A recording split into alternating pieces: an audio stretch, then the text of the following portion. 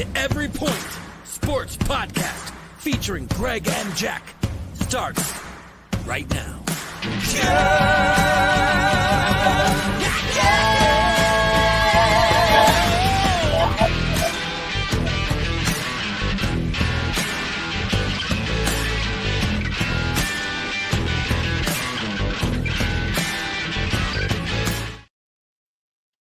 Oh, welcome in everyone to the Every Point Sports Podcast. I am Jack Stash from Fantasy Farm Sports. We've got Greg Kratzer, the Old Gamer GK, with us like every Sunday. Guys, how we feeling out there? Greg, most importantly, we got another week of football. How you feeling? Oh, I love it. I love it. I love this time of year. I really do. Trees are turning, colors out there, football's back. I mean, what better Sundays are there than football Sundays? So I'm going to give you 2 minutes right off the top to talk and brag about your Alabama football team. Go. Roll Tide. How about them? Woo! Wow, man. I tell you what, though, you did not want to be around me for about 10 minutes of that game because I was spitting and sputtering, and I think I even made up some curse words. Oh, yeah. But dude, number two, Williams, 17 years old. Are you kidding me? Unfreaking real this kid is. Ball tracking skills like no other. Guy is short, 175 pounds, but you see him push that freaking corner right off of him? Come on. Oh, I'm sorry. Really riding high on that win. Reality is going to set in before the end of the year, I'm sure. But, man, they have a good young team. 2 key freshmen in that game, Williams, and I can't remember the corner at the end of the game to pick him off, pick Beck off, but he's a freshman too. Jackson is his name. All right. Get it all out of your system. Oh, huge win, man. Huge win. So I will tell you that I had Georgia winning, or I will tell you that I had Alabama winning this game. Mm-hmm. Unfortunately, for reasons that have nothing to do with football. Our hearts go out to the people in Georgia that are dealing with waters that are way beyond what they've ever expected up there. Mm-hmm. I've heard things like Augusta National is not in the ruins, but it's going to take some time to get that course back to thinkable playing. Mm-hmm. It's so I think a lot of the players had to deal with getting family members and stuff like that to different hotels, making sure people are getting water, and football comes second to all that stuff. Obviously they had that in their minds early, and then Georgia started getting their heads in the game and coming back, right? My heart does go out to them, but as far as the game goes, I think we just came out just like they were saying on TV, the commentators with haymakers. We were doing stuff that we didn't do the first couple weeks of the season. We were pushing the ball downfield. We weren't relying on the run. I mean, we didn't even have a run play until the second drive. Could you be right? Absolutely, you could be right. I mean, like I said, it's a shame what's going on there. And again, it's just a game. So anybody that is affected by it, I do apologize, and I do hope that you recover quickly, and that everybody, family, and you are all right. But besides that, the game itself, I think Georgia was ready. But you have to remember, Georgia's 2 losses since Kirby Smart has taken over has been against Alabama. God, you think they looked? I think they looked sleepy. I think they looked good last week against Kentucky. Well, they almost lost to Kentucky. Listen, I get it, but we're better than Kentucky. All right. You don't think we're better than Kentucky? You know what? I thought the best team in the SEC was Ole Miss. No. I thought that this was the year for Ole Miss. It still could be. Mm-hmm. I just thought that they had the most continuity. Right. What really disappointed me with them, and I was saying, I think the last time we talked about Ole Miss, was the strength of their team is their offense with Lane Kiffin. Their defense is garbage, but they haven't played anybody. That 62-0 that they put up or whatever was against a scrub school. It was against a school that they have no reason to play. But now I against think we us. could start saying that the strength of Kentucky's team is their defense. Oh, absolutely, but it's always been their defense. Well, Kentucky, Kansas State, Kansas, it's always about their defense, those type of not schools, always. you Will know? Levis came Okay, out of well, Kentucky. 90% of the time, I'll I say know. that. I know, but I'm There's saying always an exception, but I'm just saying, those type of schools, usually when they go on a run or they're really good that year, they go like, 9-1, 1 or 2 losses, it's because their defense is so good. yeah. I mean, But I no, agree. you're right, Kentucky is for real. They really are. I was shocked that Kentucky won yesterday. I mean, I put Ole Miss blew 2 of my parlays, so I had them in 2 parlays, screwed me over. But again, that's what happens when you can't play really good defense, though, and you go Yep. against somebody like that runs the ball, and that was smack you in the mouth on defense because that's what they were doing. The Yeah, wide receivers didn't want to catch the ball by the time the end of the game. Kentucky will sour mash you, right, guys? Mhm. Another big upset yesterday, and some people might say it wasn't an upset, but, what was it? Uh, was it Arizona or Arkansas that beat Utah? Utah lost. Oh, yeah, I didn't Utah is think it was 12 against an unranked team. Yeah, but Utah had a bunch of players that were gonna be missing or injured or, off the reservation or whatever. I don't know. Yeah, but it's one of those things when you usually when you're, they were a top 10 team before they lost, this year, but, they're a deeper team. They can withstand a player or 2. But did they Uh have a starting quarterback though? Because I think that Yeah, always no, matters. you're right. That's actually what was almost, oh, who was I watching earlier? Oh, I forget, but they All right, lost their quarterback too. Anyways, enough of college football. let's go to the pros, baby. Let's go Let's to the go to the pros. pros. All right, we're all grown up on Sunday, right? Absolutely, absolutely. Football Sundays. Football. I always have family football Sundays here What at game do you wanna the start with?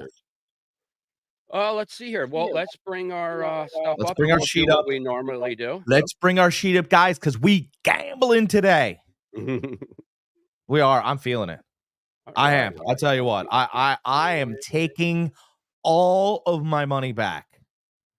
A couple of my bet your house. Yeah, there was a couple I like. How about that Steelers game? What the hell happened? Or not Steelers, the Raiders game. What the hell happened with that? I said we had to be Andy careful. Dalton playing lights out, hasn't played a game in like 2 years. Yeah, but it's when you hear about the quarterback position and you listen to Brett Favre talk about it, and he doesn't even remember talking about it now, but Brett Favre used to talk about it's basically easy. The guy's running a slant, he's running an option route, he's running this, he's running that. They're running a zone. There's only so many things you can do here. Right? There's only so many surprises they can come up with. Andy Dalton's seen a ton of football. By the way, Andy Dalton, when he first came into the league as the Red Rifle, he played like the third preseason game or something and lit it up. And they went, "Oh, that's the guy we drafted. Okay, well then you'll just start the first game." He's always kind of just been thrown into the mix. He has a great arm. He's unfortunately now he's unsellable. Mhm. So is there a big difference between Andy Dalton and Joe Burrow? Not really. But one of them is decision making, absolutely. I think they're about the same. I don't agree. I think Dalton's a trash quarterback. He always has been. I can't say trash. He hasn't been a good quarterback. He's been Did he support serviceable a number enough one to wide keep his receiver for job. more than 5 years? Yes, yes. So then he's Matt Ryan. Really? I mean, that's who he is. He's Matt Less Ryan. than Matt Ryan. Less than Matt Ryan. He is more like a oh boy, I don't even know because I've never been sold. I never liked Dalton. He I mean, what's is he, Ryan Fitzpatrick on steroids? what's that? What's he, Ryan Fitzpatrick on steroids? That's a perfect. All right, he's a little bit better than Ryan Fitzpatrick. Right. And you know what? Ryan Fitzpatrick once upon a time, did pretty well for a bunch of teams. So I'm not going to discredit Dalton, but he's unsellable. Well, that's why I have to say I have to premise my comments by saying that. Like, listen, he's been in the league for how long? So he's been serviceable for some teams. He's even had a long career as a starter. Um, I think that the reason why he had that long career as a starter is because you can't find too many quarterbacks that can run an NFL system. And what we It's do know, really hard. is that Bryce Young is not a player in the NFL now. Yeah. I Yeah, yeah. watched I watched someone, I can't remember the guy's name, doesn't matter. It escapes me at the moment. But I watched a guy break down Bryce Young's tape, and it's high school tape. It's embarrassing. He doesn't know what's coming. He doesn't know how to break down a defense. He's broken. And I don't know if there's a way to fix a guy that's been picked up and thrown 4 feet in the air by NFL defenders. You know, it's Tua is a bigger bodied guy. And you could be a smaller quarterback, but you really need to know how to maneuver and get some things done. And I think Bryce Young's done. I really do. Maybe he'll get a shot somewhere else. I wouldn't be surprised if somebody spent a lot of draft capital again, thinking they could get him to work, and it doesn't. Mm. They're missing. They're just missing what he is. I think if you put him in the right system, like a Mike McDaniel system, LaFleur system, a McVay system, a coach that knows how to use a certain quarterback a certain way, I think he can succeed. I think he could be an NFL quarterback, but you throw him in just some random teams, I'm with you. He's going to fail. He's going to need the right system. He's going to need the right coach to nurture him. So here's the thing. You are talking about the guy that revived Geno Smith's career. You're talking about the guy that, even though Baker had bumps last year in the road and wasn't perfect all the time, he revived Baker Mayfield's career. This is Dave Canales. Dave Canales after 2 games. And by the way, he is the most patient guy you'll see at a press conference, Dave Canales. He sits there and he's like, you know what? He goes, everybody got better this week. They lost. They would lose last week like 20. They would lose 27 to like 14. Okay. They got pummeled by Philly early on the season. He goes, you know, you guys didn't take a lot away from today. He goes, but I think there were fantastic positives. What Baker did late, and he would go on about the positives. Dave Canales benched him in after week 2. Listen, I get that. I think it's the situation that he's in, the organization that he's in. I think it's just bad all across the board. I don't care who you brought in at Carolina. I don't think that was going to fix him. He needs he needs a change of scenery. Maybe. I mean, but it's like slapping the Pope. That's what I think. Like Dave Canales is he's patient as the Pope. And after 2 weeks, he's like, brother, I got you a number 1 receiver, and you haven't even thrown it to him. Get out. I thought it was interesting. Yeah, yeah. All right, let's get these games. First game, we got Steelers at Colts. Steelers are giving 2.5 points. Wow. Over under is 40. Steelers are at negative 130 money line, and Colts are at plus 110. This is a little bit of surprising, considering Colts really can't score right now, and the Steelers have that defense. But we're in Indy. Yeah. And here's what Pittsburgh's done, right? The Steelers are 3-0, Jack. They're going to the slow down. Slow it down. You're driving 65 and a 35, and you're about to be pulled over by the mustache guy. Here's what's going on. Pittsburgh won the first game against Atlanta. Kirk Cousins, coming off Achilles, didn't really trust it. Okay, he didn't. And that's not a defense you want to open up against. They won on the road, right? Then, what was it? Pittsburgh's second game. Who did Pittsburgh get in their second game? Oh, they got the Denver Broncos. Rookie quarterback and Bo Nix, Mr. Checkdown himself. They didn't have to do a lot there. Just don't turn the ball over. And they didn't. And last week, but they got the Chargers and the Harbaugh. Slow it down again. You know, Herbert had a high ankle sprain. All you had to do was decleat him once early, and he was going to get uncomfortable. That's a tall man on a bad ankle. Okay, so they haven't gotten anyone at their full strength. And Denver's full strength isn't very good yet either. Okay, so My thought process is you're getting a quarterback as athletically gifted, maybe a little bit more than the one that you have in the building in Anthony Richards. Mhm. Okay. And I've been comparing over the past couple weeks. I think Alec Pierce is for real. I keep saying it. And again, last week, 1 catch for 44 yards. All he does is catch bombs. And he catches them. He made Desmond Ritter at Cincinnati. By the way, Desmond Ritter's out of the league. He wasn't even good enough to back up Kyler Murray. Lost a job in No. Atlanta last year. Then he went to go back up Kyler Murray, and they're like, you know what? Not you. He's not even good enough to hold a clipboard. Okay? So that's how good, to me, Alec Pierce is. Alec Pierce made Desmond Ritter, much like Mike Evans made Johnny Manziel. Oh, you can't be comparing those two. Why not? Mike Evans was quick, 6'4", 4.40. Alec Pierce, 6'4", 4.340. Quick, catches balls in the air, wins all the jumps. Basketball career, all that stuff. But, I mean, who cares if he went to Cincinnati? By the way, Texas A&M before Manziel and Mike Evans wasn't this juggernaut school. Mhm. They were fine, but let's not pretend like they were Texas or in the SEC, because they were not. No. So as long as we're just let that idea marinate, I think Richardson could do enough bad in this game as well as good. I think he can if he throws an interception long, you think he's going to stop throwing long? Nope. No, absolutely Nope. not. That's not in his blood. And everybody that plays Pittsburgh, once they throw the first pick, they go into this shell, this 5 to 7 yard, 8 yard, 9 yard shell. Richardson's not going to do that. Your cornerbacks could get tired from running 60 yards down the field. Mhm. And that's all his wide receivers do, run 60s. I also think that Josh Downs is important on these slants. He can hit downs on slants, and he likes downs and trusts downs. I think that if you're going to start Pittman Jr., you've absolutely gone off the reservation. You're nuts. I don't think the rookie's done much either. I think it's going to be Downs and Pierce. Downs and Pierce, yeah. Yeah, I agree with you. I don't think Pittman is your guy if you're going to start him. Pierce has been getting more targets, doing a lot better. Yeah, I don't know. Pittman is, he'll sprinkle in a big play here and there, but he's nothing consistent.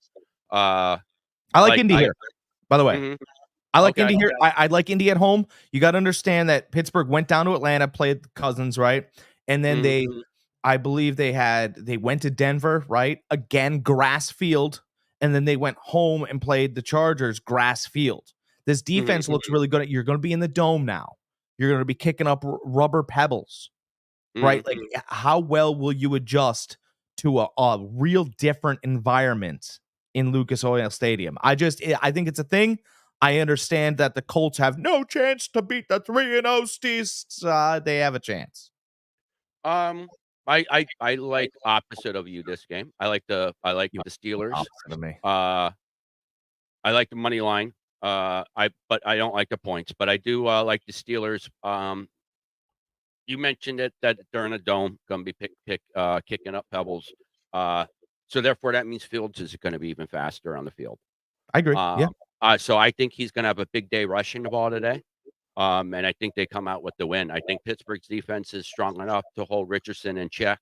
And I think it's going to be a low scoring game, something along the lines of like, 10 to 20, 10-16, somewhere in there. I think that's where Pittsburgh wants to play. I do. But we also have to understand that the coach of the Colts was once upon a time the offensive coordinator for the Eagles. Right. So I get that. I just don't think they have the firepower to put that many points up on the Steelers.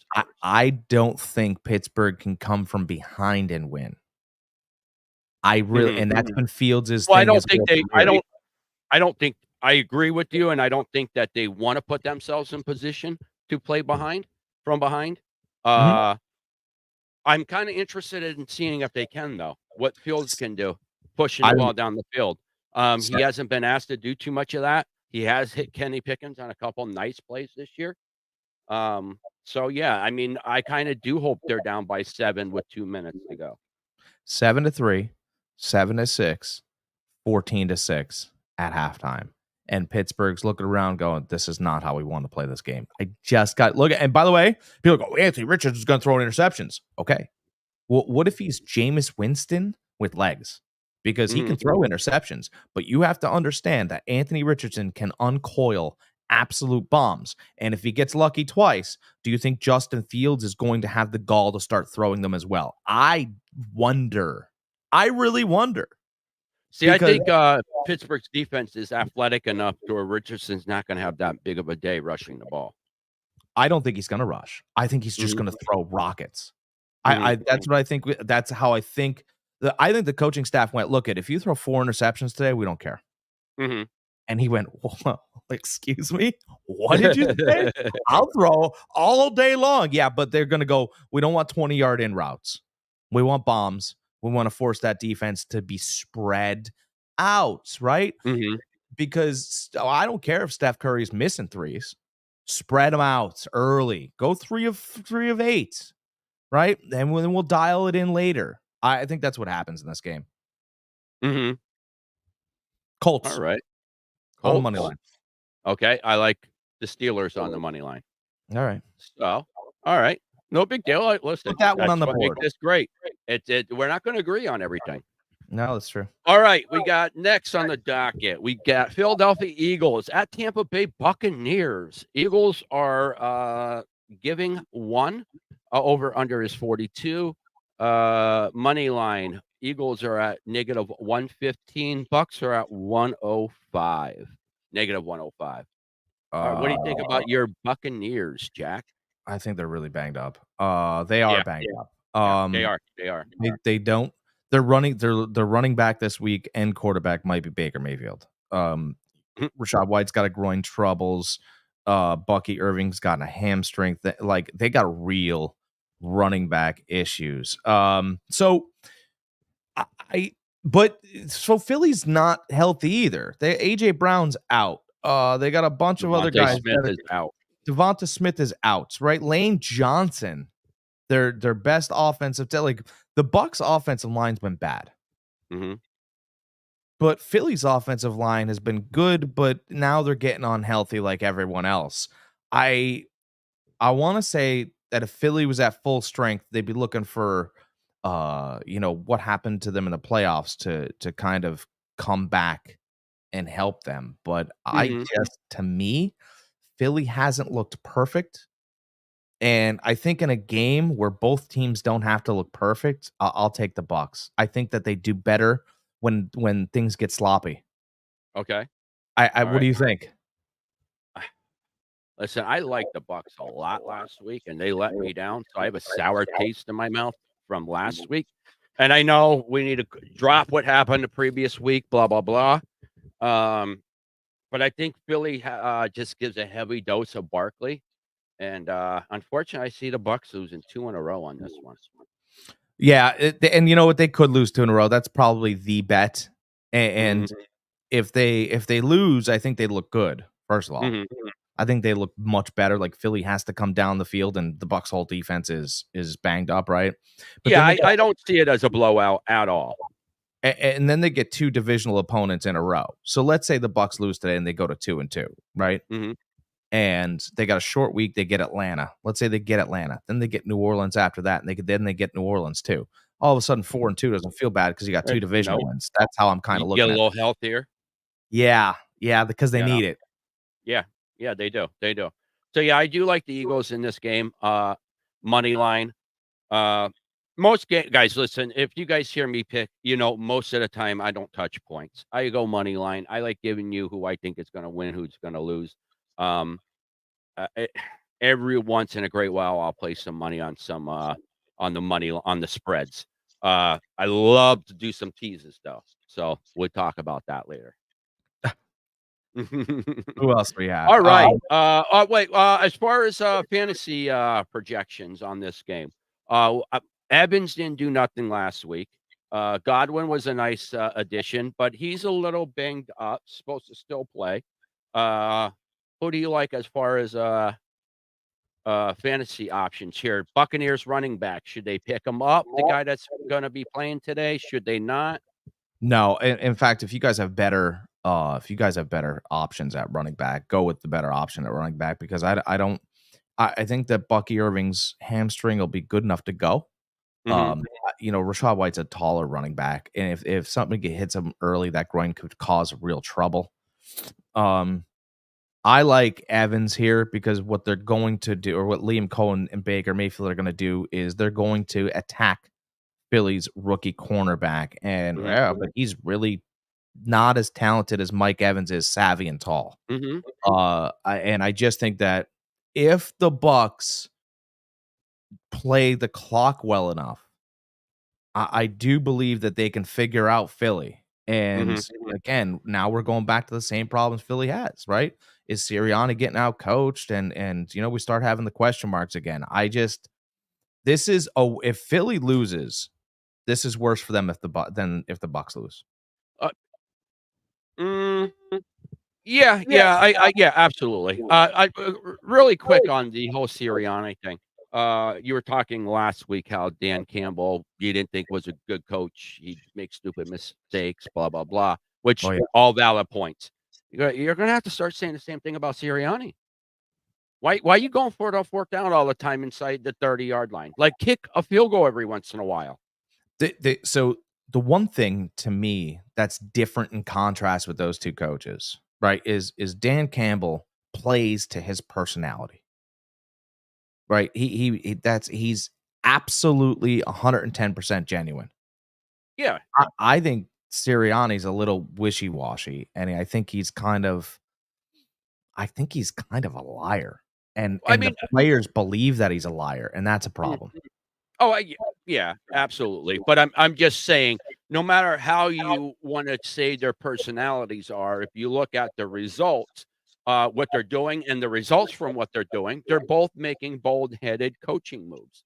Yeah. So if you're going to say that about Dan Campbell last week, we have to say the same thing about that with Sirianni this week. I mean, he Um, literally almost cost them that game.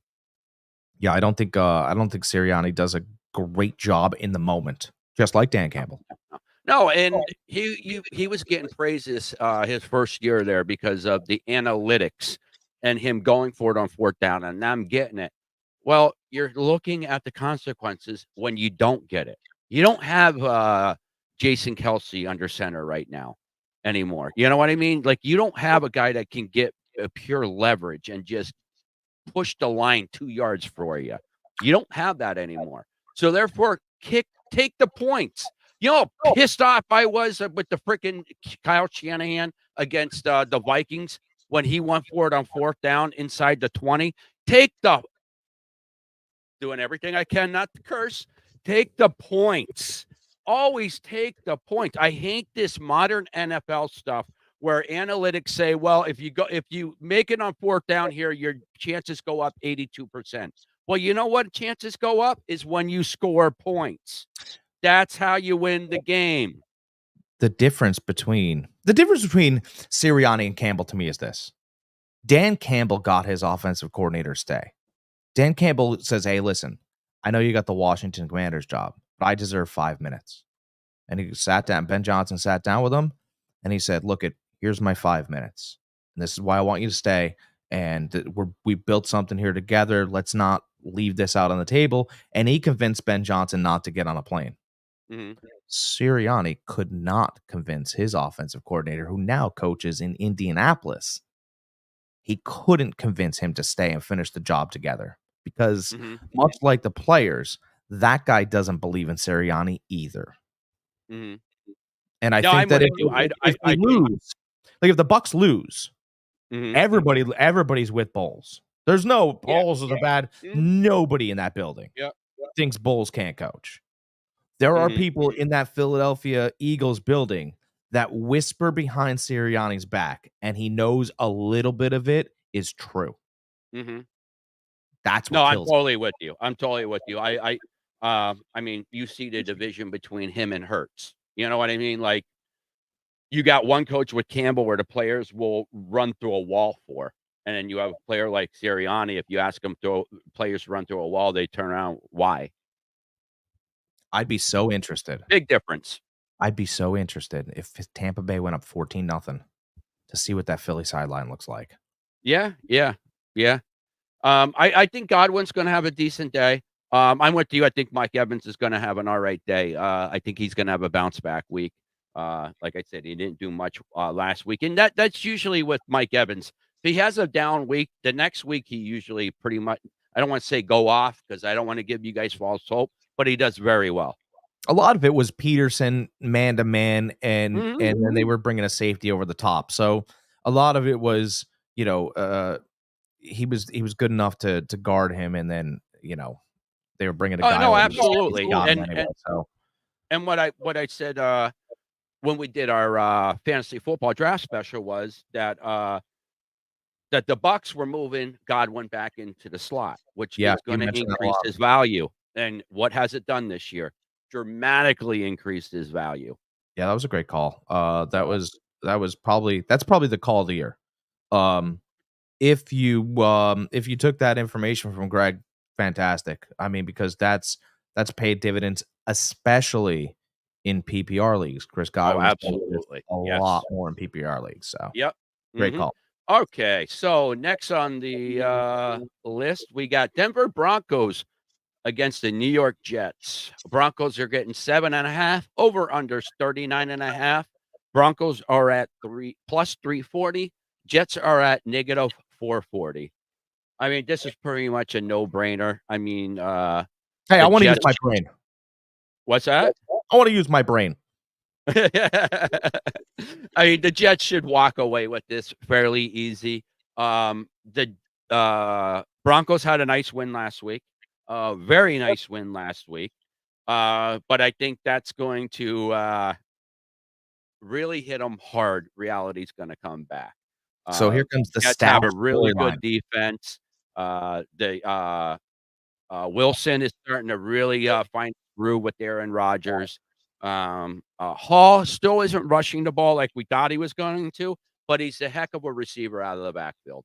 So the points that you're not getting from him from rushing, you're definitely getting well, hopefully in a PPR league, you're getting all your points from him receiving the ball, which, you really don't care how you get the points as long as you get the points. So I do see the Jets, winning this and winning this very easily. I mean, plus negative 440, it's not going to win you much money. You can add that in a parlay. Again, guys, I don't touch spreads that much at all, so I'm not touching the spread. Here's the stash storyline on this game. Okay. Here we go. The Jets are going to absolutely crush the Broncos. It's going to be an embarrassing show Mhm. because once upon a time, Nathaniel Hackett used to coach up in Denver, Mhm. and they Oh, got yeah, I yeah, forgot about here it that comes. storyline. And this has Mhm. been brewing for years. And Yeah. Sean Payton came in there and he goes, this place is a mess. Absolute joke coaching job. Doesn't belong in the league. It could have kept his mouth shut, but couldn't help himself. Mhm. And they really wanted to settle the score last year, but Aaron Rodgers got hurt. Aaron Rodgers has this one circled. Yeah. And No, I agree with you. Yep. in case you haven't watched Aaron Rodgers last week, he got good again against New Mhm. England just in time to go. I'm telling you, this one has extra flavor written all over it. No, but the Denver Broncos defense is ranked. They're getting smashed. If Mhm. you have Denver's D this week, take them out. Take a 0 because they could end up with negatives. That's how bad this is going to be. I'm telling you Mhm. that the Jets could score 35 by halftime. He's taking a personal. Braylon Allen is going to be a battering ram early, right? Because they're not going to be stupid. Braylon Mhm. Allen is going to put up points, probably get a touchdown for you guys today. And then Brees Hall is going to be second half guy. And that's when the Jets start to pull away. There is no way Denver wins this game. They should rest on their laurels last week of winning down in Tampa because this one's going to get ugly and ugly quick. Mhm. Don't turn Yeah, on the this bar is, lights while you're watching this game. It's getting ugly. this is the lock of the week. This is the bet your house, whatever you wanna call it, but Jets over the Broncos money line. That's Again, good bait house. it's not gonna make you a ton of money, but you're not gonna lose on this one either. Uh, I'm so glad Jack brought that up because that totally slipped my mind about the whole Daniel Hackett situation and Peyton coming in and pretty much just saying everything bad about the guy. Yeah, Aaron Rodgers took that personal, Yeah, and 'cause he likes him. yeah, He's a yeah, friend. he likes him a lot. Yeah, I And by see the him way, coming in. And listen, I have Aaron Rodgers in one of my leagues, and I am so happy right now. Sean Payton is the least he's the least professional coach. Like, why would you don't say that about another you don't have to do that. You know, Mhm. you had enough credentials with a Super Bowl victory and wins walking in that building. You didn't have to talk about you can give them a mundane answer. You know, it's gonna be different with me around here. Just say that. And Yeah. he started taking jabs and, I think Sean Payton was so upset on how he was cast aside in his announcing career because he was awful at it. Mhm. That he just wanted to come back and make and announce that he was back, and you didn't have to do it this way. You're Yeah. going down today, Sean, and you Yeah. deserve it. Yeah, I agree with you. That was classless of him. It Yep. really was. You don't do that. It's pretty much an unspoken rule in the NFL. You don't do that. And he broke it.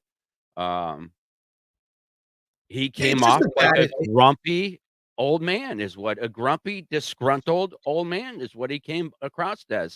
it Uh it it's like in Pee Wee sports, right? Or farm league sports, if you will.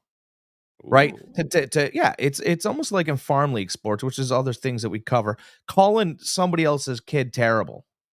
Well, Mhm. don't do that. You Yeah. talk about your team and Yeah. what you've accomplished and the practice and the hard work. Don't go, "Yeah, man, we scored 7 goals because that kid's blind." Don't Yeah. do that, right? Yeah. Maybe he's blind. Absolutely. Maybe Mhm. he's trying his best, but you don't have to talk about the Smith kid like that. It's inappropriate and unexcusable. I hope Sean Payton loses by 30 today, and he has to sit in front of the microphone and go, "Well, we're getting bet." You're not getting better. Mhm. Yeah. I hope No. he's getting fired soon, actually. I don't think they will. They owe him too much money, and, I think when he took the job, it was, the understanding was, "You gotta give me time. Like, I need to rebuild this from the ground up." So Yeah. I think, Elway is gonna be patient with him, and he's gonna get his due diligence there. I would love, and this is a rumor that has no legs, by the way, but you know what? We're gonna put it in a wheelchair for right now. Okay. All right. I I think it would be fantastic because you're getting the same coach with some integrity. I think if they fired Sean Payton and brought in Nick Saban, that would be fun. That would be fun. It would be. I think Saban's done. I don't think he wants to come back. No, I think he's done. Like I said, we're just gonna put it in a wheelchair. It's not walking around Okay. this room. Mhm. Yeah, I mean, we don't want him on a wheelchair on the sideline either, though. Come on, he'll be fine. He can still get up and down the coach, right? Put a hat on, he'd be all right. All right, so we both like the Jets on this Yeah, game. big time. Uh, Mhm. yeah. All right, next, 1 o'clock game, we got Cincinnati Bengals at the Carolina Panthers. Uh, the Bengals are giving 4.5. Over under is 47. Money line, Bengals are at -205. Panthers are at +170. Could the Bengals go 0-4? Could they? No, no. I'd go bet your house again on this. Listen, I didn't think they'd go 0-3 last week. I think what happened was, I think the mistake Cincinnati made is they went, "You know what? We've seen what Washington is. We're just gonna be everywhere on them. We're gonna turn this into a high scoring affair, and they can't keep up." Mhm. And the problem with that is Washington also knew what they were, and they went, "Our defense is terrible. We're gonna have to score a lot of points." What Joe Burrow should have done was slowed the game down, and I think Mhm. what Cincinnati will do today is control the clock a lot, right? So what you wanna do with a quarterback that hasn't played a lot is, I don't know, leave him off the field. Mhm. Affect the timing and rhythm and all these other things, and, the generalship part of it. If Mhm. you're just going blow for blow, Andy Dalton's like, "I can put up 30. Let's put up 30." But, Mhm. if you're starting to affect the timeouts in the game and you're starting to affect was that pass interference, if you can start turning it into, more of a chess match, which Joe Burrow plays before games start. If you just in checkers, you take piece for piece. In chess, the difference is pieces have different values, right? Mhm. So you could have a truckload of pieces all over here, and it's fantastic, but none of them really hold the same amount of value as losing a queen. Mhm. And I think what's going to happen here is Joe's going to run. I think you have him this week. I'm glad I'm not playing you. Or maybe my opponent does. I love Zach Moss. I love Zach Moss for 20 plus carries. Mhm. And I think they're just going to bury Moss right down Carolina's throat because Carolina has no guts, no heart in that defense. And, with that, Cincinnati's going to get their first win this week. That's Okay. my value because you're getting value now. That's my value yeah, bet your absolutely. house this week. I'm Mhm. sorry you guys lost the house, but you can move back in. Mhm. Yeah. I also like the Bengals on this. I find it hard to believe that they would go 0-4. Um, I felt very confident. Any team that went against the Panthers last week, they proved me wrong. Andy Dalton, I'm not a believer, but he proved that he can still do it here and there. So just like anything, they have a puncher's chance. But I'm with Jack on this. I like the Bengals. I like the Bengals a lot. At negative 205 money line, you can make yourself a couple bucks there. So way more than the Jets game. So yeah, I do like the Bengals on this. I mean, if you want to really push it a little bit, why don't you just do the Bengals and the Jets, tease the points there, and yeah, make yourself some money there. Here's Jets, what's if you teased it, that you would be giving 1.5, and the Bengals, if you teased it, you'd be getting 1.5 points. Yeah, and that's a great play. I think what's interesting So, here is the fact that when Andy Dalton was in New Orleans, mhm. right? When that orange hair donned that cream colored jersey.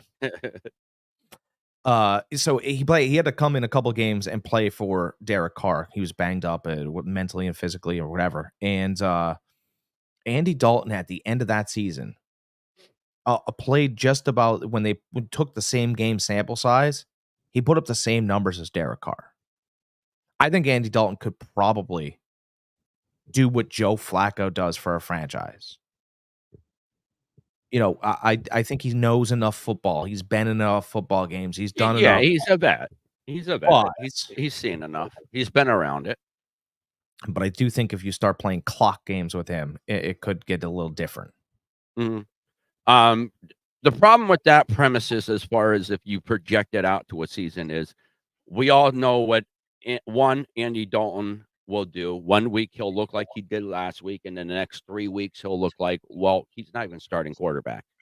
And my second point to the whole thing is, before this year, you and I both agreed Derek Carr was trash. Yeah, I mean, he's a bicycle. Yeah, yeah.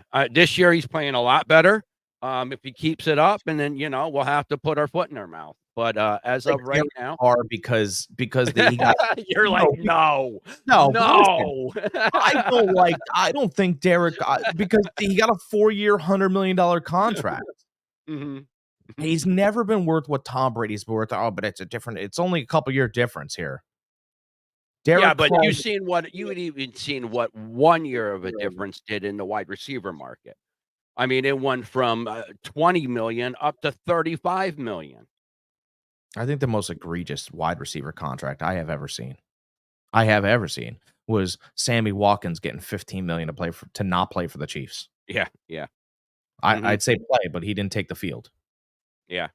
Yeah. I'd love No, I Sammy agree. Watkins Yeah. for years too. Oh, Bum. no, he should have been really good in the NFL. He had a lot of talent, but he just never could put it all together on the field, stay healthy. That was his main thing. He just couldn't stay healthy. Broke my heart. I All love Sammy. right. Let's see here. So we both like the Bengals on that. So if you want to take my advice, tease the Jets, the Bengals, get yourself a nice little win right there. That is great Uh, advice. Next on the docket, we got the Jaguars at the Houston Texans. Jags are getting 5.5 in this game. Over under is 44.5. The Jags are at plus 195. Texans are at negative 238. It's definitely a Hold on, ready? right here. Nick is definitely right with this. Michael Thomas comes to mind. Yeah, you have a one good season and a bit really two good seasons, and you get paid for those. Yeah. No, Michael Thomas is great. Chef Nick, that was a great point. Yeah, Michael Thomas actually did less than Sammy Watkins. Sammy Yeah. Watkins, a year though, you wanted to believe. Like Michael Thomas gave you some believing years. Yeah. You had two really good solid years with him where he really proved he was a top wide receiver in the league. Sammy had a couple good years like that, but there's always been those coaches that was like, but look at him, look how talented he is, look how agile he has hands, he's fast, he could run the routes, He went to the Rams and you went, oh, here's the year. He was like 39 years old. You're like, but McVay. Like you just kept going, look at this, look what he did in college. He can't be too much slower. He wasn't. He wasn't that much slower, but you know, he after a while he just didn't want to get hit. He wanted to catch slants and go down, and you're like, man, I wish you had that dog mentality that everybody talks about. But. Yeah. All right. Let's see here. We got the Jags and Texans. So I gave you the you think the Jags bounce back this week, or you think the Texans bounce back? Who do you like this game? I don't see any reason. I want this to go out first. I don't see any reason the Jaguars can win a game the rest of the year. Okay. I don't. They don't. Doug Peterson, a lot of times, and he did it in Philadelphia. No one wants to admit this. Doug Peterson in Philadelphia got lazy with his play calling. I'm not saying he ended Carson Wentz's career, but I am going to say that, his lazy play calling starts to get quarterbacks hit. It just does. I don't know whether I'm not saying he doesn't care about it, because obviously he wants to be a football coach. Doug Peterson's a jock. First. Yeah, he was a quarterback in NFL. I mean, yeah. And he's a play caller second. Andy Reid is a burger eating nerd. First. Yeah. And he pretends he craps more football knowledge than Peterson could ever know. And he pretends to know about playing football second. That's how Andy Reid is, right? And I know that what we like to do is we like to put both of them in the same basket because they both coached in Philadelphia, and Doug Peterson got a Super Bowl there. But I've seen lazy play calling. Here's what happened. Evan Ingram was supposed to be the focal point of this Jaguars offense. Then he got injured, and he's still injured. And they tried to shift it, or they tried to get away with Trevor Lawrence having a high enough football acumen to get through this. He does not. Unlike our Joe Burrow, Trevor plays checkers. I'm very sorry. He's really good looking. But at the end of the day, we have to admit and say, my biggest knock on Trevor Lawrence was when he came back after, I believe it was like during the COVID year. Right? And he threw an interception to a linebacker from Boston College. It's not your Doug Flutie grandfather Boston College. They're good, smart kids, but they're not a football school. Maybe they're starting to become one again with Bill O'Brien there. But my point is, how did you not, with all the football underneath your belt, read that linebacker? You didn't read the mic. And that's like the first thing you're supposed to do as a quarterback. My point is that you need to help Trevor Lawrence every piece of the way. He's a pure athlete, but his feet are messed up now. I think he's about 20 pounds overweight because he's afraid to get hit or doesn't want to get hit like he did last year. And the way you don't get hit is get rid of the ball early and make quicker decisions. But he likes to chuck it. And if you chuck it, you gotta have this Will Levis mentality. Like, oh, good, a linebacker's gonna land on top of him. I don't care. He really thinks like that. And I compare these two all the time because I think that if Lawrence, the bigger body, had the mentality like Levis, I think he'd be doing much better. So anyway, they've tried to shift the offense to Christian Kirk. But Christian Kirk is not a number one. No. And they know that. Yeah, And they thought he was the next Cooper Cup. He just never ended up being. When he was younger, he used to catch high volume targets, but he's no longer that player. now they're trying to shift it to Brian Thomas. And Brian Thomas is great. Hmm. The problem is that Trevor Lawrence got paid and didn't take the preseason reps. Mhm. That's the real problem here. So his feet aren't getting set quick enough. I think Trevor Lawrence's ceiling, and people are going to kill me for this, I think his ceiling in the NFL is Joe Flacco.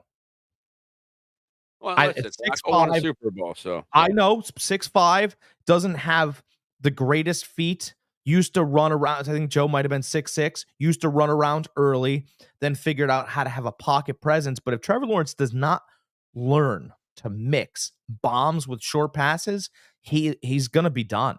mhm, I mean, Peterson's this close to benching him. mhm. And with all that being said, I'm going to take the Jaguars this week to beat the Houston Ooh, Texans. okay. It's an in-division game. I Mhm, think that if you get the victory here, that 0-3 slate kind of gets wiped away, right? mhm. You sit there and you go, 1-0 in the division. All of a sudden, we got Tennessee coming up. We got a couple games coming up where we can get moving here.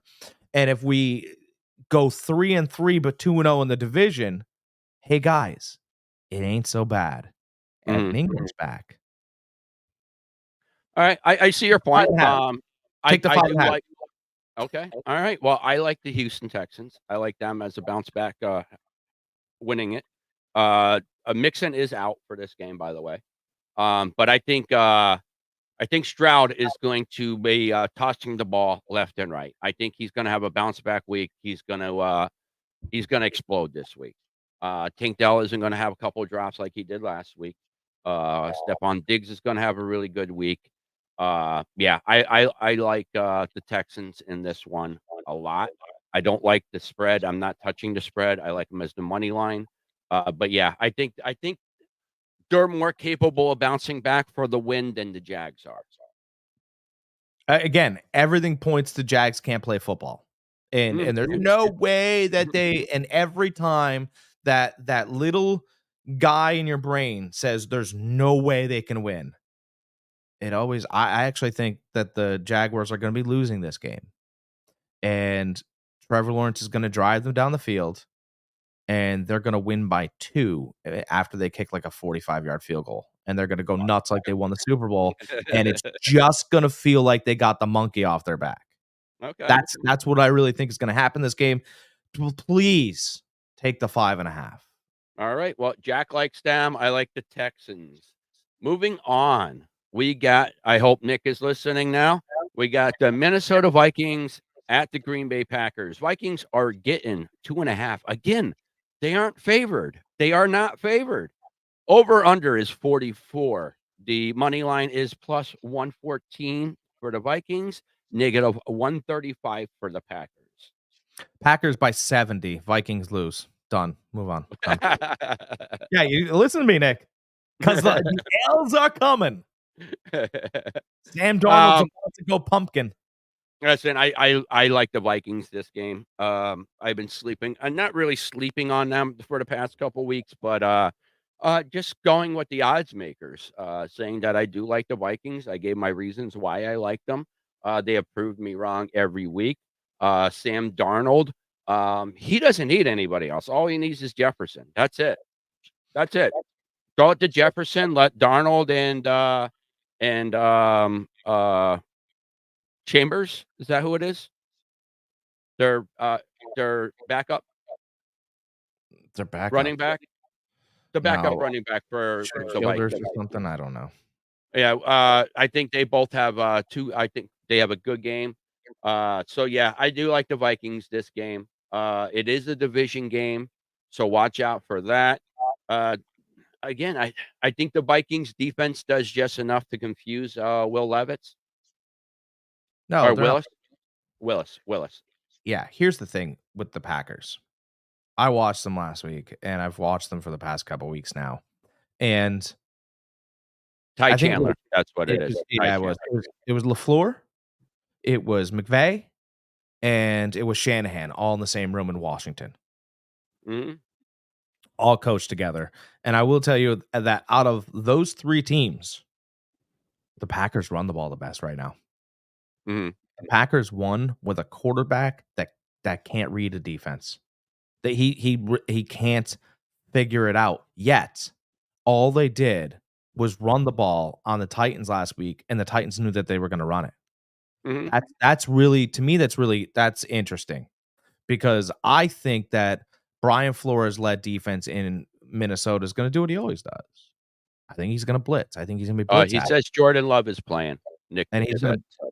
that's fine, he could play. I mean, I don't think Jordan Love's gonna have a big impact here. I think that what Jordan Love is gonna do is put them in the correct, better packages to where LaFleur doesn't have to scheme as much, but he is going to walk them right away from that blitz. And that's where you're gonna find yourself in trouble for Minnesota. The Packers are quietly the best running team, besides maybe the Steelers, in the league right now. Yeah, the Vikings can stop that run though. I feel very confident in that. I think their defense is very underrated. Um, and even with Jordan Love coming back this week, I think he's a little rusty. I think there's enough. I think there is enough defensive blitzes from Minnesota to confuse them a little bit. So I like Minnesota by a field goal in this game. Fun fact. We love fun facts, don't we? Absolutely.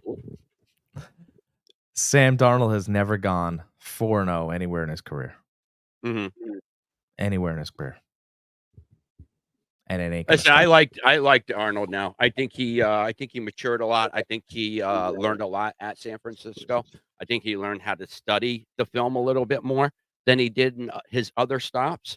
So yeah, I think Darnold is he grew into a starting quarterback. He finally has a chance. He has a strong number one. I mean, come on. I mean, you even throw Andy Dalton into this Vikings offense and give him Jefferson. He's going to put up points. I like that you said that, because I would take Andy Dalton over Sam Darnold. I would not. In camp, I think But Sam Darnold loses to Andy Dalton.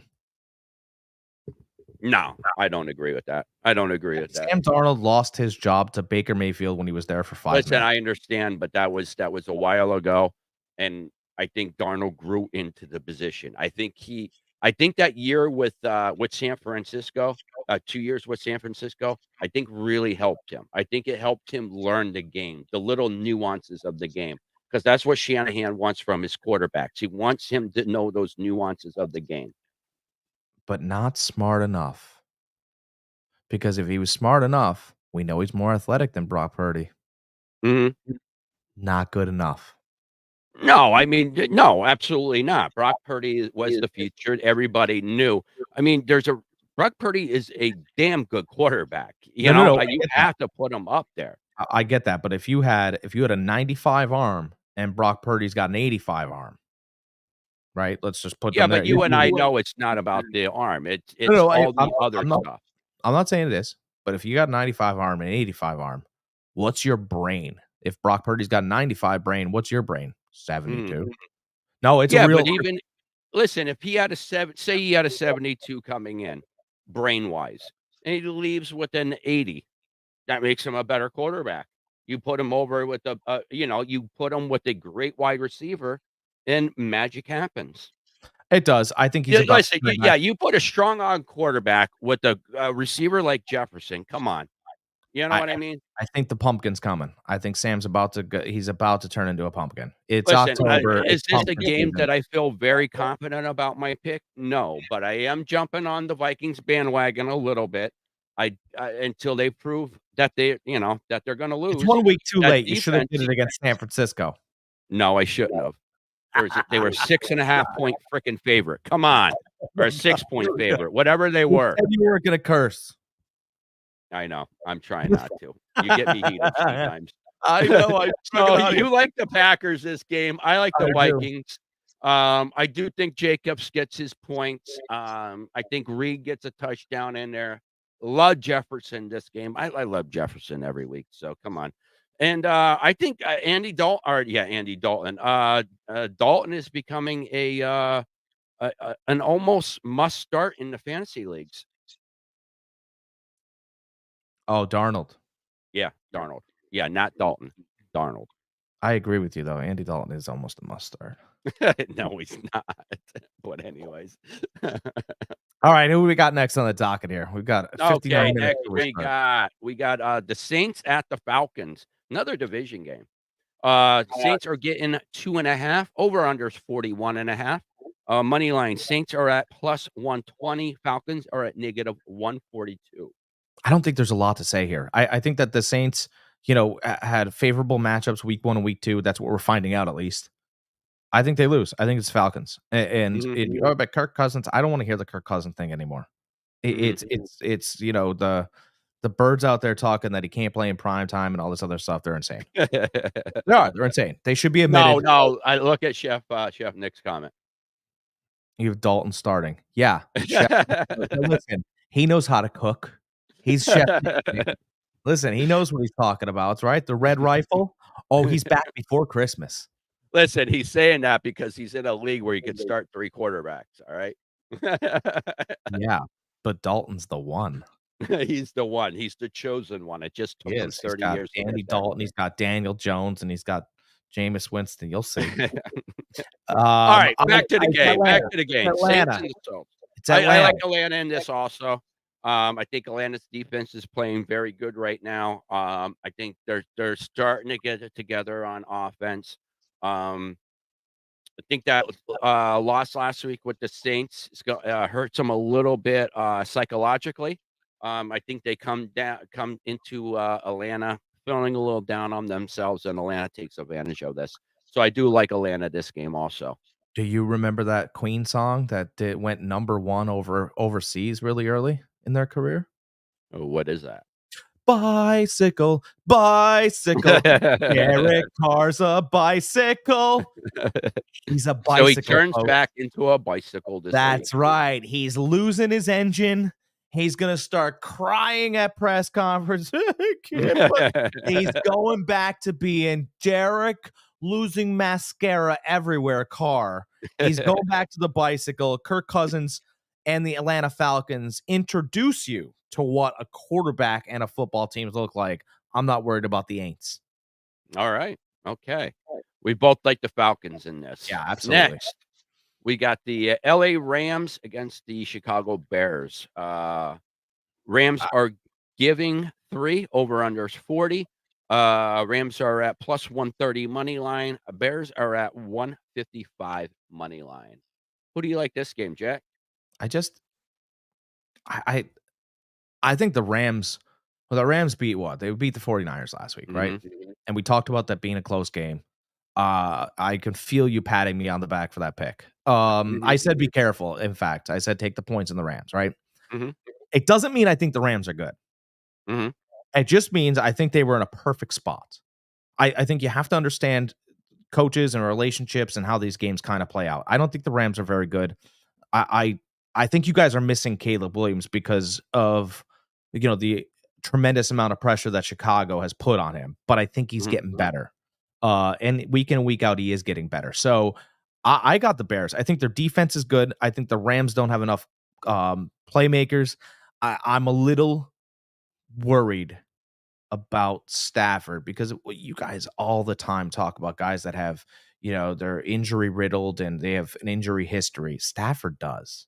And he's a tough guy, but he's starting to run out of options. And remember a couple years ago when he ran out of options and then they ran John Wolford out there and they brought Baker Mayfield in. This is starting to look like that year. Mm-hmm.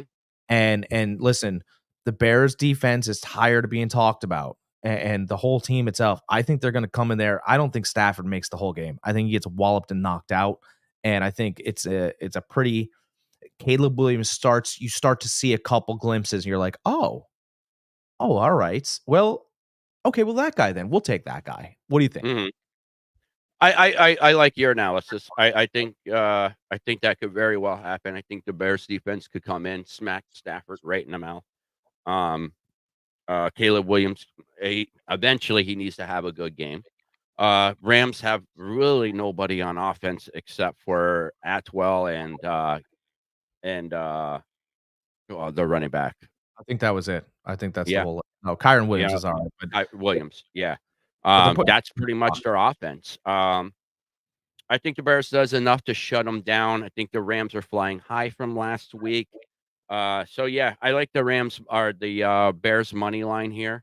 Um, it wouldn't shock me that if the Rams won, just because McVay's one is a hell of a coach too. You know, um, I'd be seems like shocked. he does his best coaching when he has most of his players hurt. you Yeah, know, I think I'd be shocked, and I think McVay knows too. You know, he's out in LA. He knows he's seen Caleb Williams a little bit. hmm And he just McVay's he's fighting with two hands tied behind his back right now. Like they gutted one out last week, and usually when you gut one out, you feel great about it. Tampa Bay against Detroit, you end up losing the week after. the week after. Yep. So I I see. Yeah, I could see didn't it. even look like a football team, and Yeah. I think Stafford is very prepared. hmm But, I mean, sometimes you just don't see them coming, and I I don't think agree. I agree. I like the Bears in this one. You would Oh, I think like it the was an fantasy upset. sleeper. You would think it was an upset but by the bookies, Rams are getting 3. Let me give you a fantasy sleeper. Ooh, okay. DeAndre Swift has not looked good in Chicago. Mhm. DeAndre Swift, one of his biggest problems wherever he's gone, a little bit indecisive, not hitting the hole. And I have a feeling you're gonna see a lot of Roshan Johnson this game. I Okay. think DeAndre Swift is going to be the second fiddle player here. And Rashawn Johnson's a running back. For you guys that don't know, he's a running back that played with Bijan Robinson at Texas. A Mhm. lot of his tape's good. He's a thumper, and I think he's going to get in there. He could look a little bit like Tank Bigsby does for Jacksonville. If you guys have been paying attention, he looks a little bit better than ATN. He's not a perfect seer of the hole, but as far as getting there and drilling, he's a good driller. Mhm. And I just think Rashawn Johnson's going to get an opportunity. He's one of those players that has a lot of athletic ability, but doesn't necessarily look the best. He doesn't look the sharpest. He's not the shiniest tool. But I think today you just see a guy go out there. You're like, wow, that was 7 yards. He ran that guy over. They should use him more. And I think Chicago's going to start seeing that a little bit more. Rashawn Johnson's a great start today. Okay.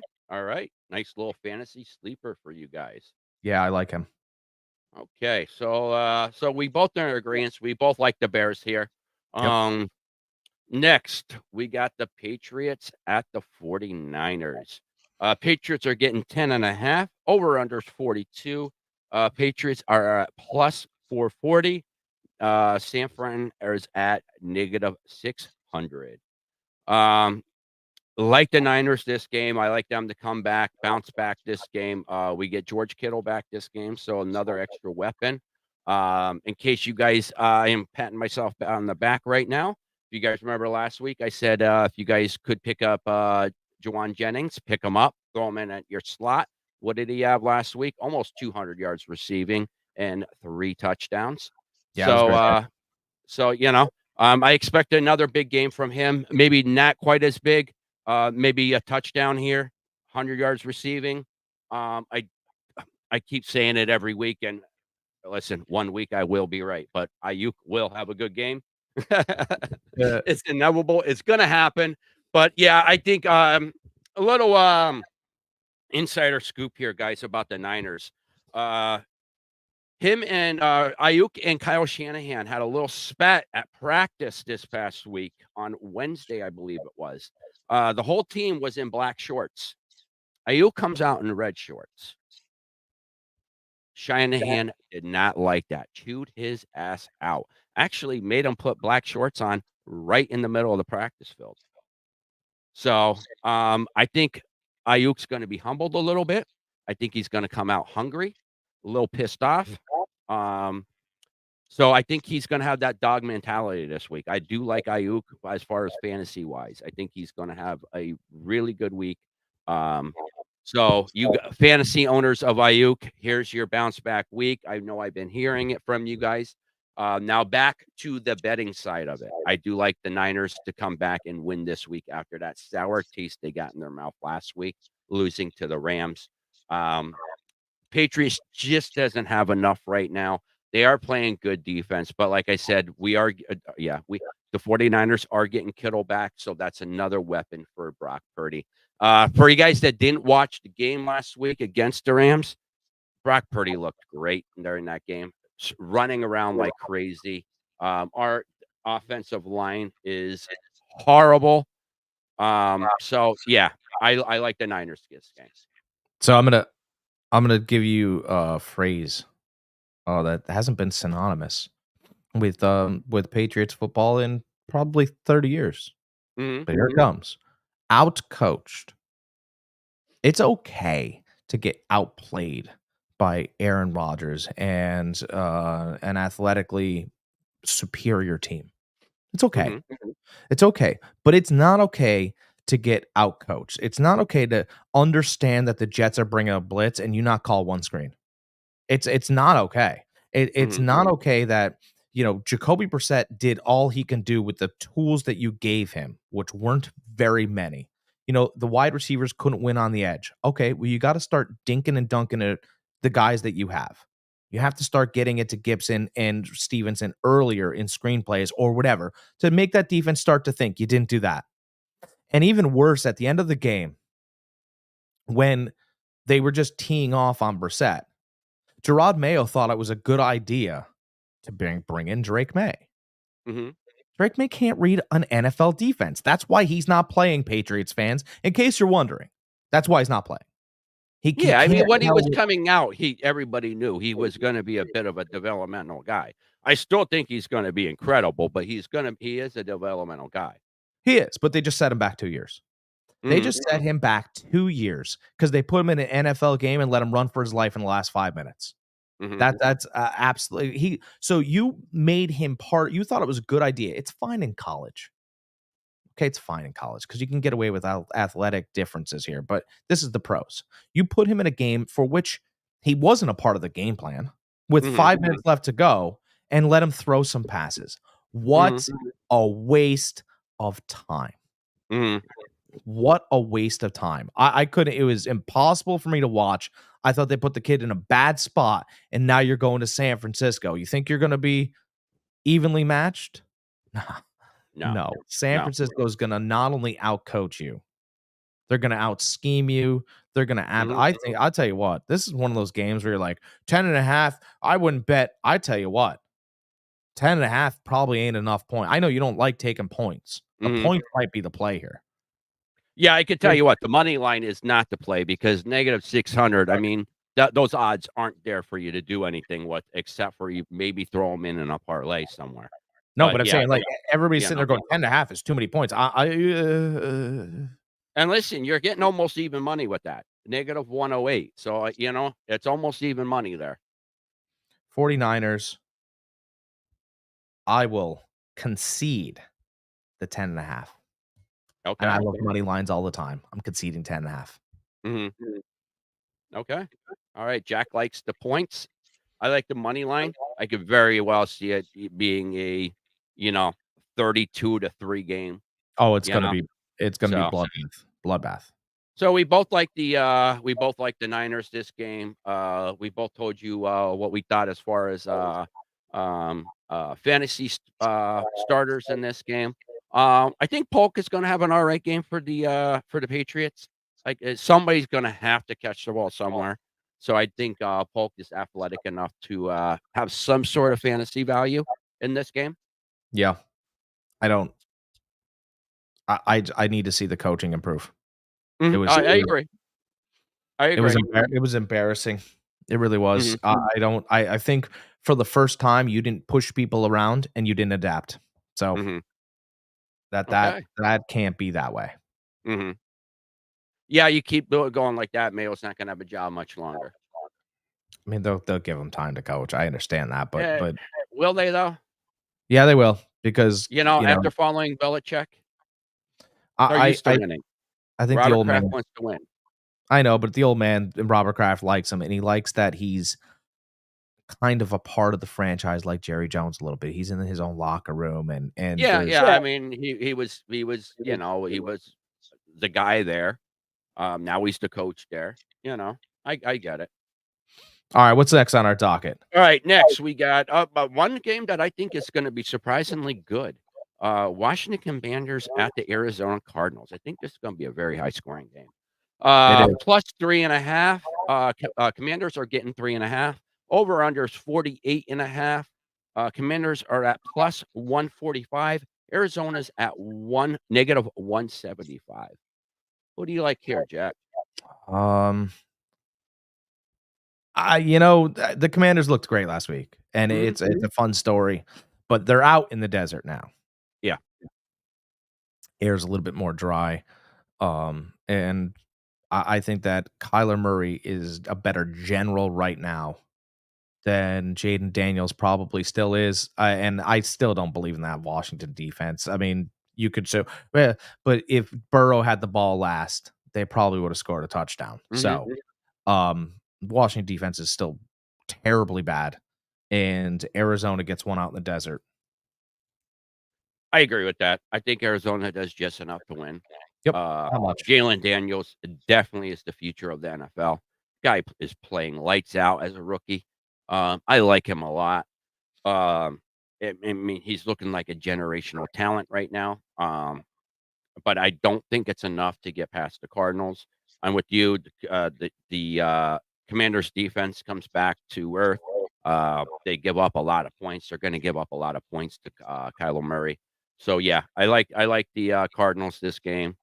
As much as Washington showed improvements last week, I think they just get knocked down. So yeah. All right. All right, next. By the way, that was our the Patriots and Niners and Commanders and the Cardinals are 2 4 o'clock games. Other 4 o'clock game is Cleveland Browns at the Las Vegas Raiders. This is a game I do not want to watch. I'm sorry, I did skip one. We'll get back to that in a minute, though. We got the Cleveland Browns at the Las Vegas Raiders. Again, I do not want to see this game. It's going to be a trash game. Cleveland Browns are giving 2.5. Over unders 37. Money line Cleveland is at negative 135. Raiders are at plus 114. Who gets the bounce back win here? I think it's the Browns. I think the Browns are collectively okay. Daniels, by the way, Daniels rookie of the year. Absolutely. I totally agree with that. Hard to believe at this point he wouldn't win it. I think collectively, the Browns are okay. They're not good. They're not great. They're okay. Unfortunately, the Raiders aren't together.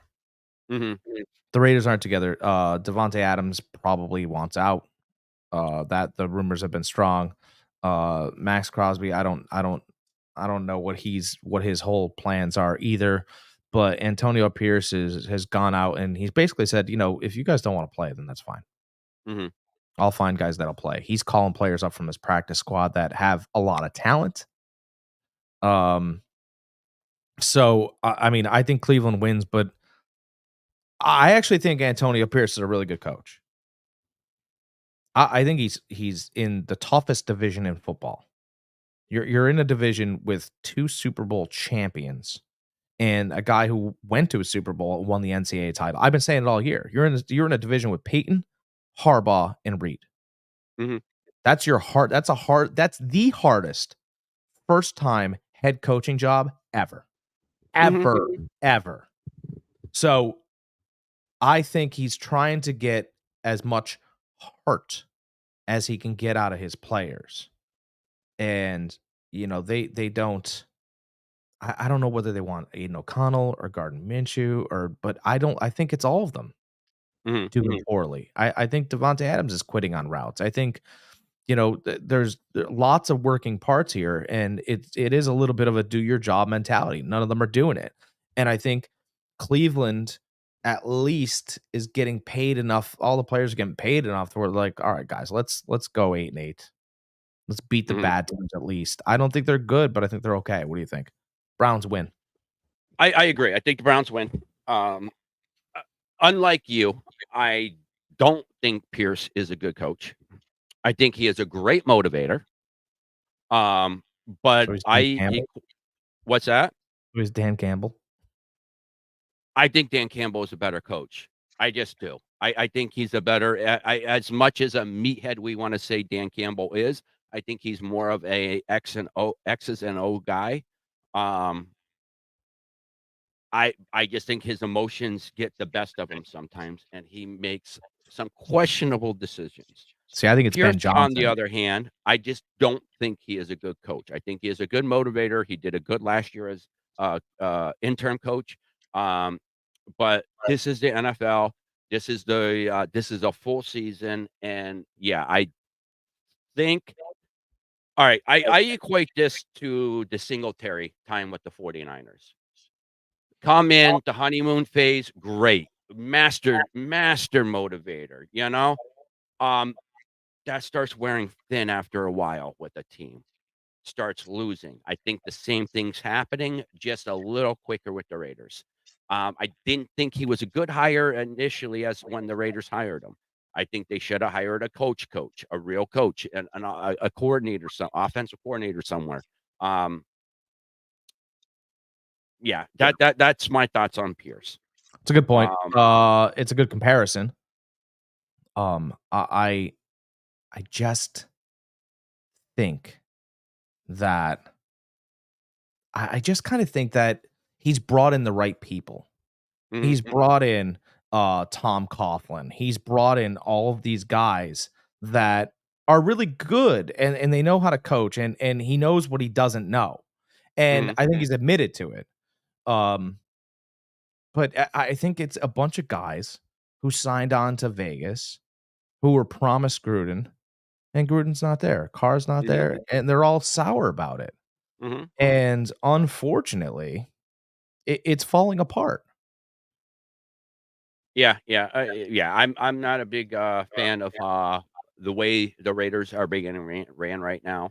Um, I think the players are quitting on them, which is what you just said that Pierce is bringing up practice squad players.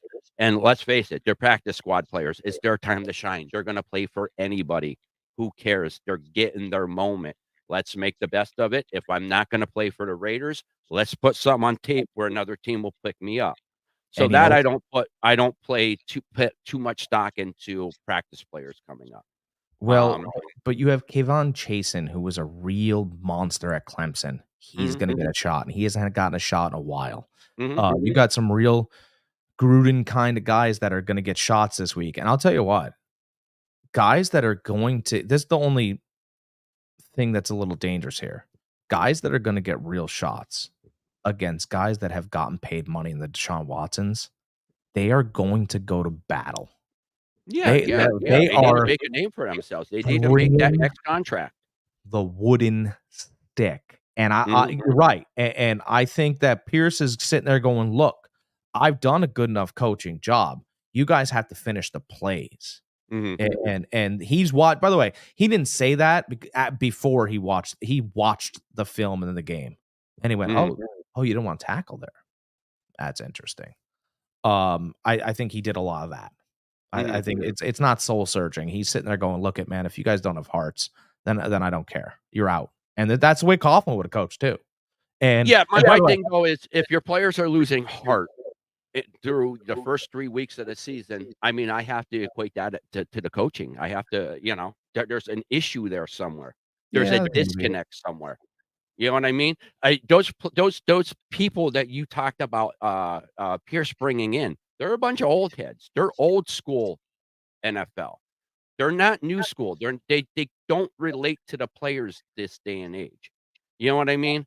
The game is played differently than it was when Coughlin couldn't coach nowadays. He just couldn't. He'd get out coached every single time. He might have all the knowledge in the world, but he's too stubborn to change his ways. Be careful. They could be calling him in Jacksonville in a week. Listen, that's fine. You'll see they'll lose just as much with him as they do with Peterson. Yeah, but he'll be sleeping in the offices. He won't be leaving. He'll be laying there like Gibbs used to in Washington. All right. What was that? Wait, All was right, that? so we both like the Browns this game. Yeah. Yeah. All right. Really nobody fantasy-wise we like this game, correct? No.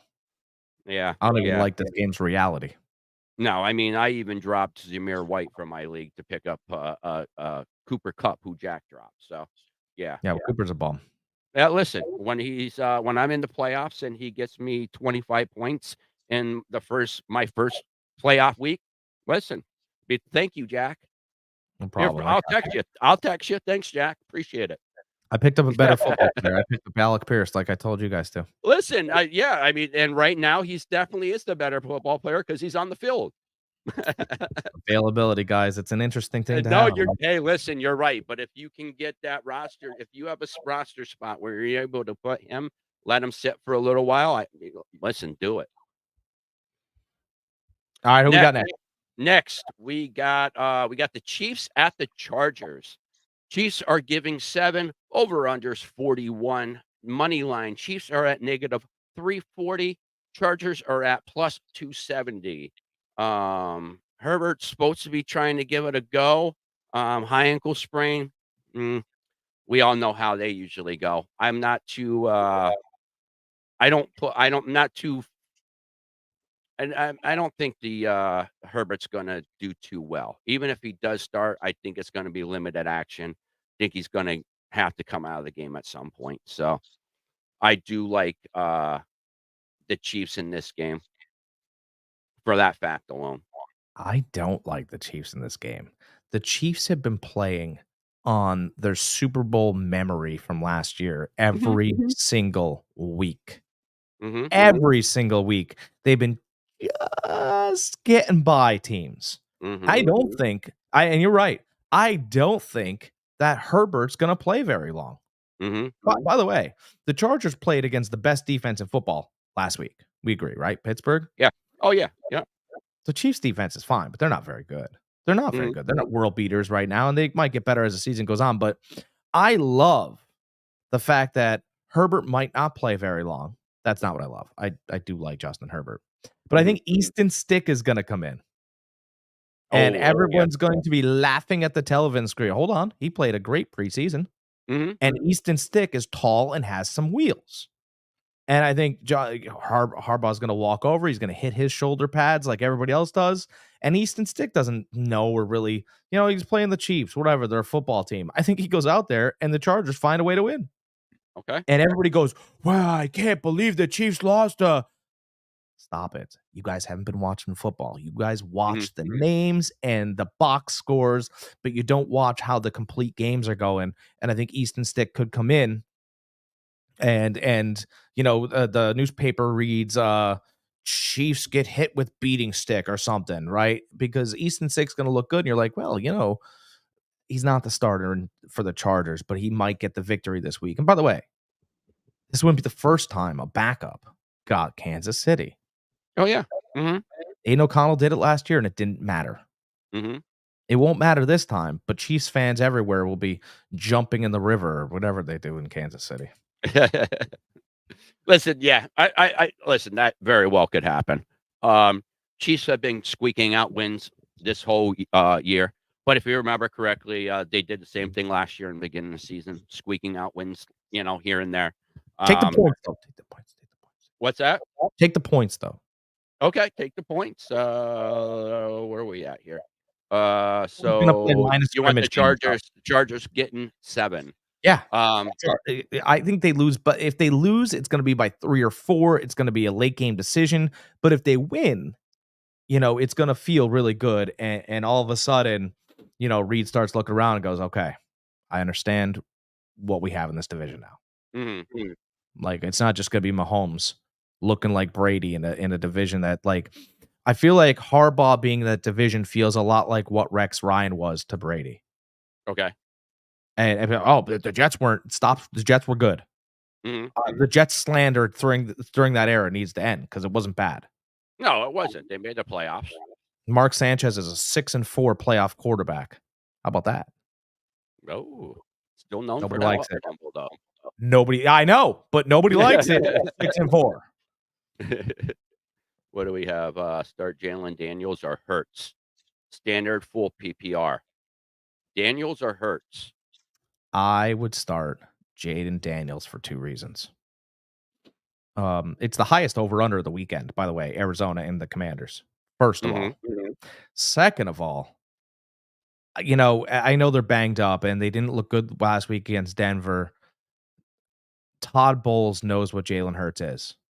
He Mhm. made him look awful in the playoffs last year.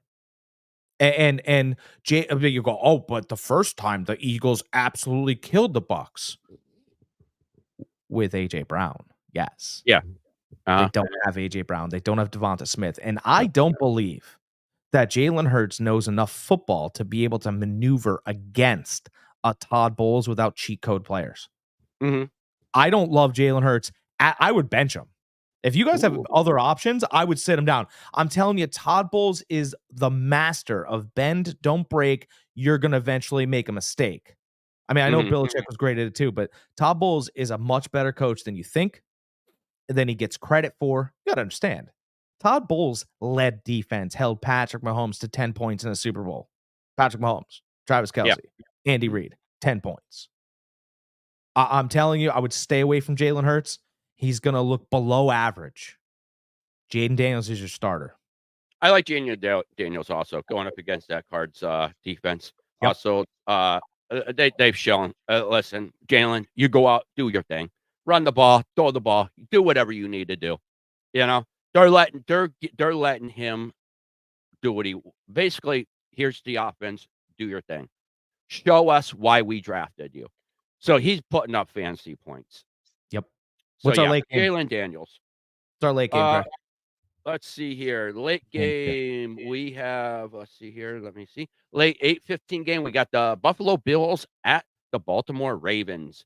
Bills are getting 2.5, over under 46.5. Money line Bills are at plus 114. Ravens are at a negative 135. This should be a really good money or Sunday night game, huh? Who do you like? This is a tough one. It really is. I think it is at the Ravens. I think the Ravens, Lamar Jackson is able to do just enough to win this game. He's getting much more comfortable with his wide receivers. Flowers is starting to break out. Some nice runs by him. So yeah, I like the Ravens doing just enough to come by with the win here. So here's what here's so the best fundamental defense. No, Danny, thank you for your question. We greatly appreciate you Oh, stopping Danny in, Nav and is the best. good luck with your fantasy matchup this year. Yeah, I hope you beat everybody that I'm not in a league with. So yeah, Danny's awesome. He great support of the show, my pages and stuff like that. Post stuff all the Awesome. time. Danny's really he's a 100% great dude. So Buffalo's the most fundamentally sound defense in the league. Mhm. They really are. They from A to B to C, they do everything perfectly. The problem is that you're not playing a very fundamental quarterback. That's what I just Lamar gonna say. Jackson makes you make mistakes, right? Alabama back in the day was one of the top defenses in the country. They're a good defense now, but I mean, there Mhm. was unquestionable with the time frame I'm going to hit you with. They couldn't figure out Johnny Manziel. No. Johnny was just, and they were like, "What is he? You're not supposed to." Yeah, that's how he plays, Mhm. and I think that's going to be a little bit of Buffalo this week. You're going to go, "Oh, Zay Flowers is catching all the passes tonight." Oh, geez, Rashad Bateman catches a 50-yard pass, and it's on the money. Great. Yeah. Oh, this guy's going to run again.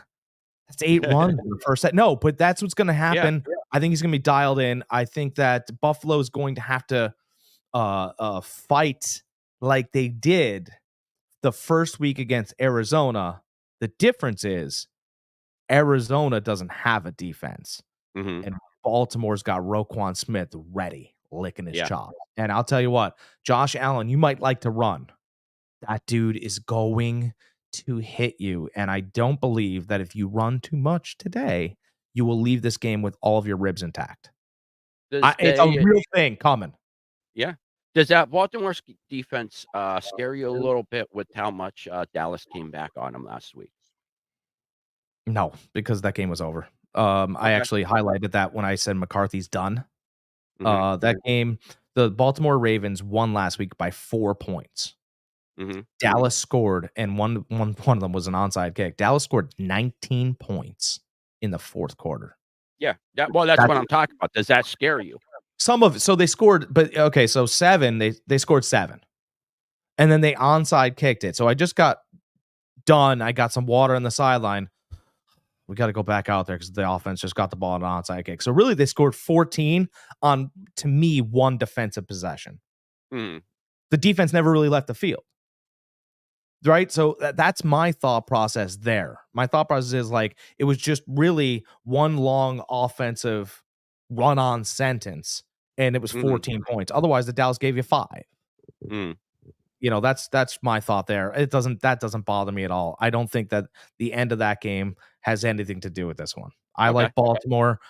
Take them on the money line. I think you're getting a little bit of value here. I know the Bills are the best team that football has ever seen, but let's just be careful here.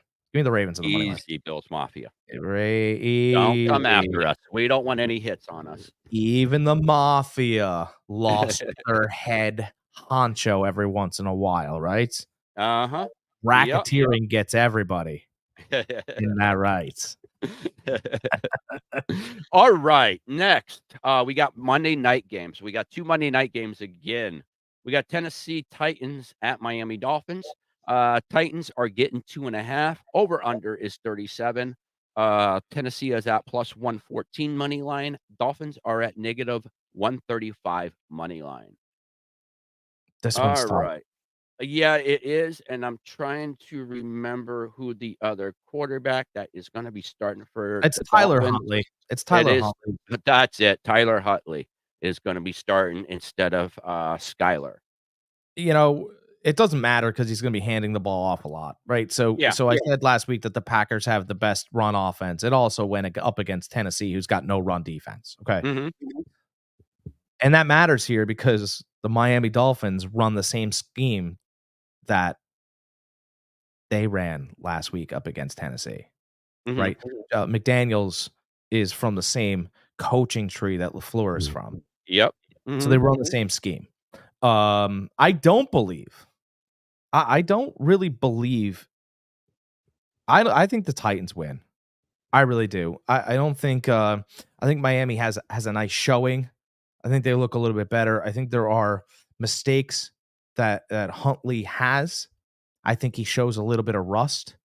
You know, whenever he plays his first game, whether it be Baltimore because Lamar Jackson's banged up or whatever in the preseason, he always looks a little off. It's just not crisp enough. And by the way, these receivers he's throwing to are not tall. 5'10", 6 foot.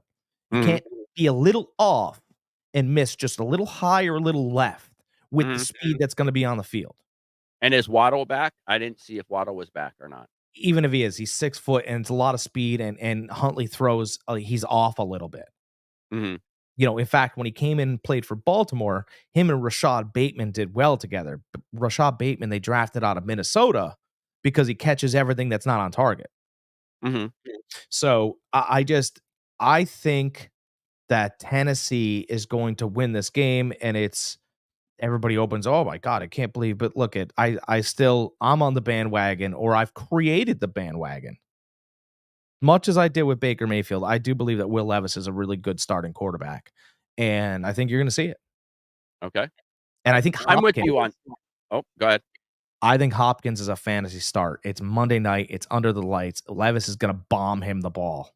And by the way, my money is right where my mouth is. Greg knows I've been starting Will Levis in fantasy. Yep, absolutely. I'm with you on this. I also like the Titans. I don't think the Dolphins can do enough on offense right now, besides run the ball. And they have 2 short wide receivers, like you said. I think Tennessee finally gets that win under their belt that they've been wanting that last couple weeks, being so close. I think Levis does not make the key mistake this week to lose them the game. I say he loses the game. But anyways, yeah, I do like the Titans this game. This is a game that I would take the points, 2.5. Why not take the 2.5? You can make a lot more money on the money line, plus 114. So you can, make a few bucks on there. I think the interceptions that Will Levis has had are a little unfair. The fumble was him trying to play at the end of the game. You can say what you want, when it is, how it is, unfair it is. They come in at the most unopportune times. Well, they do. I mean, but I can't. As Will would say, and he's not going to say it at a press conference, but he can't make DeAndre Hopkins run all the routes. He can't. He can only throw the ball in the zone to settle the wide receiver down. If he continues through the zone, it's insane. Listen, I get it. I get it. It I think I'm not looking at the how, I'm looking at the result. The result is he's turning the ball over at the most inopportune times. I You know get what it. I mean? I mean, and what was the other? They counted it. I don't know why they should have counted it as a fumble, not an interception, but they counted it as an interception somehow. But he got pancaked by 2 D linemen at the same time, and Mhm. it's like, because it popped up in the air. That's right, and they counted it as an interception. He was pancaked by 600 pounds. Like that's how bad his line is, and I just think that if you protect the guy and give him an opportunity, he can really move you down the field. And Mhm. I understand that the coaching's a little upset with his turnovers. At the same time, can we have a conversation with the wide receivers coach? Because Yeah. if you finish the route, we don't throw an interception on a hook Mhm. play. Listen, I get it. I get it. It's the fact of the matter is it happened. He threw the ball, so he's gonna get the blame. No, I get it. But it's it's So, it's unfortunately that the Titans aren't very buttoned up, if you yeah, will. yeah, yeah. There's still time to for that team to come together. It's What's early this last days. game look like on All right, Monday night? last game, we got Seattle Seahawks at Detroit Lions. This should be a good matchup. Seattle is getting 3.5. Over unders 46.5. Seattle is plus 154. Detroit is negative 185. Who do you like this game? So Seattle's been touted. Seattle hired a defensive coordinator, McDonald from the Baltimore Ravens. That's what happened this offseason, right? And they were supposed to have the defense was supposed to be improved, and he hired an offensive coordinator for which he was really comfortable with. The offense has looked good. The defense, however, has not been real sharp.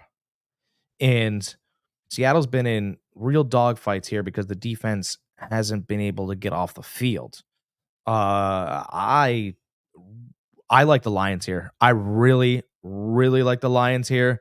The Lions haven't played up to their potential at all whatsoever. I'm a big component too of not that games are fixed, but I think that if you see some teams in the moment and we're trying to help the NFL sell something, I think that it does a lot better and you have Mhm. better chances.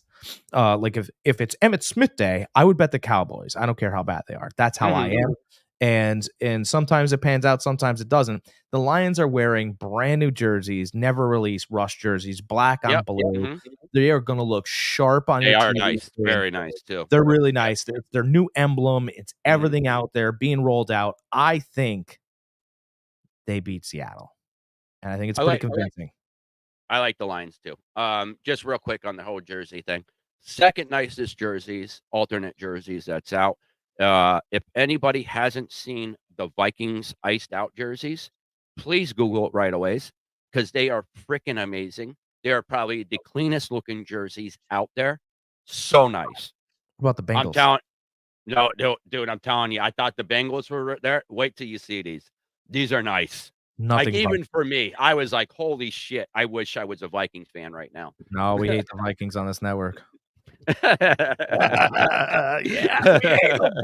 We hate them. You know what Vikings do?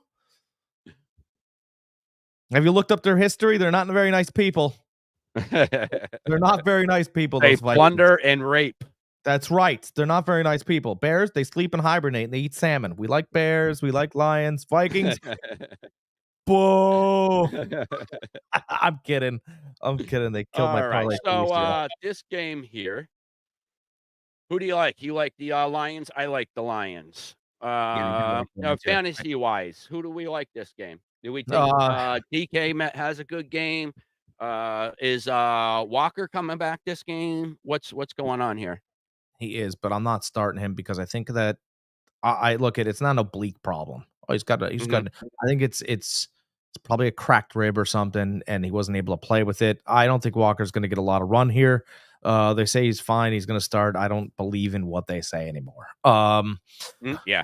I love if I had to bet, right? So you're trying to sell the franchise, right? You're trying to sell new players. This is a perfect spot for two young players, and I love Sam Laporta here, and I love Jahmyr Gibbs. Okay. I love both of them to get a touchdown. Maybe passing, or maybe receiving and rushing with Gibbs. That could Nice. be a little fun. I just think Gibbs is going to have a night. He's not unguardable, but I think the situations that they put him in space, he's real quick. Mhm. I love Okay. Gibbs. I would bet Gibbs everywhere here. Yeah, I like Gibbs and I like DK for Seattle. So those are the two fantasy players that I like for this game. All right. As always, guys, since we don't see you guys until Sunday, we always like to give you our thoughts. And again, this is pre-injury, anything crazy that happens, but our pick for the Thursday night game, which Oh, we got. we've been hot. We've been hot. Yes, we have. Tampa Bay Buccaneers at the Atlanta Falcons. Bucks are getting 3. Over under is 44. And money line, Bucks are at plus 136, and the Falcons are at negative 162. What do you like about this game, Jack? So I do like the Bucks here.